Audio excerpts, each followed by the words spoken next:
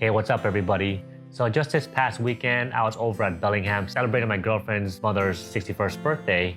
And for those of you who are not familiar with Bellingham, it's a pretty quaint, small community. I mean, as far as like getting there, it's about 90 miles from Seattle, and it takes about an hour and a half to 2 hours depending on traffic. And one of the key features or noticeable things about Bellingham is that it's right next to the Northern Cascade Mountains. And this community, or this city rather, is a great place to stay for if you're planning on doing a nice, let's say, hard hike in the Northern Cascade Mountains without having to really worry about driving, let's say, 2 hours, 3 hours back from the Northern Cascade Mountains down to Seattle, for example. So look for like a nice Airbnb and just kind of spend a nice little weekend over at Bellingham. Anyways, in this video, I wanted to showcase some of the things that you can do in Bellingham if you're planning on particularly staying for one day. And a lot of the activities that we ended up doing today, or rather not today, but the day that I went to visit Bellingham, is pretty much activity that pretty much everyone can do. Meaning there's no strenuous hikes, there's no like 10-mile hike to a lake or a summit.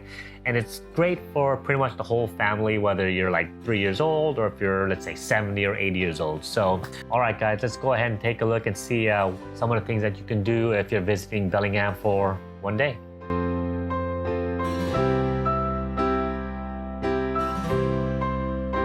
So one of the places that we ended up visiting was a place called Whatcom State Park. And this park is primarily notable for its many different trails. And you're not expecting to do anything significantly strenuous. It's kind of more of a casual, leisurely hike through the woods. And one of the nice things about this hike is that when you kind of make your way down towards the interior aspects of the hike, you'll get access to the Whatcom waterfall. I mean, granted, it's not like a major waterfall coming down from a big mountain, but it's still something that's nice to see for everyone of all ages and families to enjoy. And one of the other key features about Whatcom Falls is that during the summertime, or rather when it's warmer, there's an area where you could pretty much just hang out and relax in the water.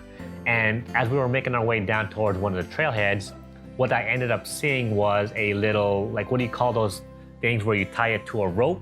Like a little bit of a swing, and you basically swing into the little lake. And that's really cool that someone actually had voluntarily set this thing up. So for those of you in the summertime looking for a nice place to just cool off or just basically spend some time in the lake, Whatcom Falls is the place to be. So after visiting Whatcom Falls State Park, we ended up going to a place called Chuckanot Gallery. And this is primarily more of a shopping area rather than an outdoor activity. But one of the cool features about this particular storefront is the fact that they sell a lot of unique and interesting things that you could basically set up for your house. I mean, a lot of these things are basically for decorative purposes, but they had things like unique style birdhouses, bird baths, and a lot of these things that you would probably find and see at the Chihuly Glass Museum, and it kind of reminded me of some of that. And so if you're looking for a nice place to just shop around and maybe take the grandparents, or if for yourself, if you're into these different types of ornaments, or I'm not really too sure what the nomenclature is for these different types of items. And it's a nice way to just kind of support the local community as far as, where to spend your money.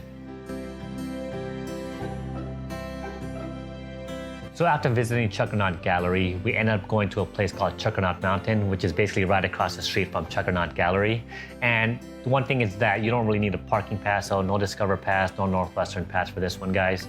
And basically just find a parking spot.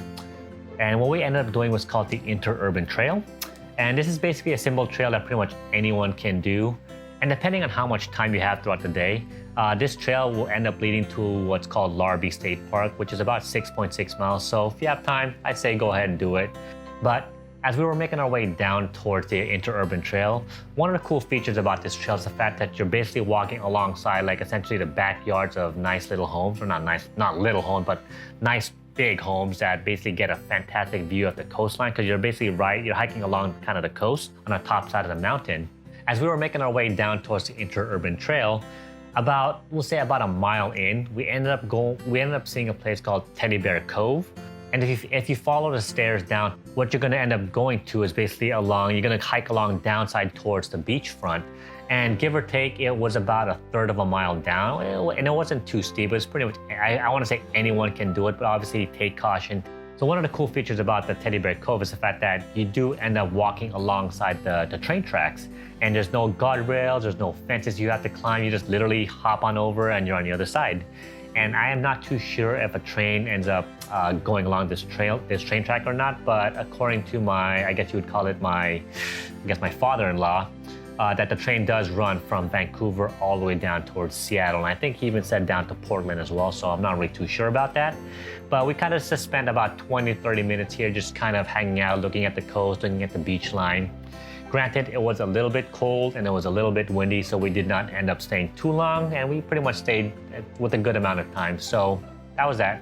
Anyways, guys, I know there's obviously more things that you can do while visiting Bellingham, but these were just basically the 3 things that we ended up doing in a day while visiting basically my girlfriend's mother. And so if you're ever considering visiting Bellingham, I'd say go for it. Again, it's about an hour-and-a-half to a 2-hour drive from Seattle. And it's just a nice way to get away from the city. We did not end up visiting the downtown area, but like any other downtown parts in any city, it's just a great place to maybe walk around and enjoy some of the local eateries. So anyways, guys, I hope you guys enjoyed this video. I know it's not exactly the type of video that you're normally used to seeing, but I figured, let's just showcase some of the beautiful sights that small local cities have to offer. So I would really appreciate it if you guys hit that like and subscribe button, and I will see you guys in my next video. Take care.